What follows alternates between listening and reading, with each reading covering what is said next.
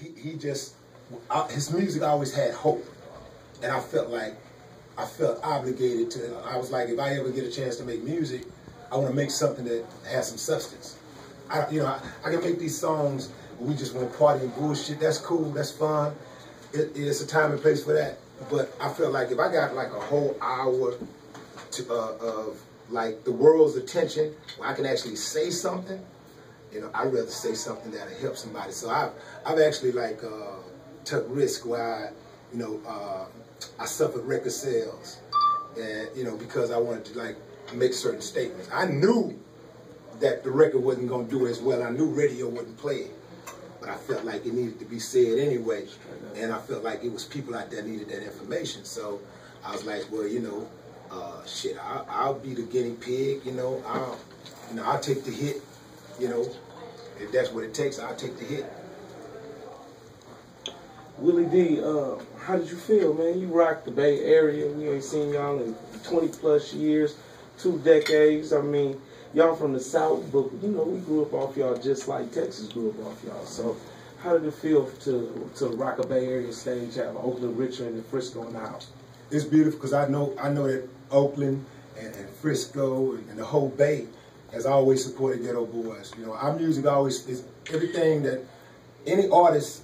Music starts regional first, and then it migrates.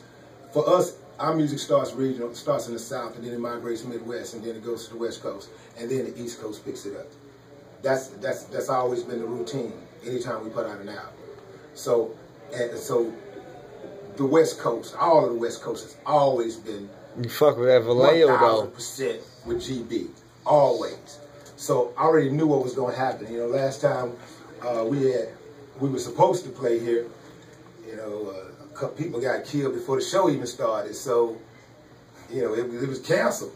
So I was supposed to MC a show at the Richmond Civic Auditorium with Gents Productions, and that got canceled because that was in '92. That's that Remember show. that? That's the show I'm talking about.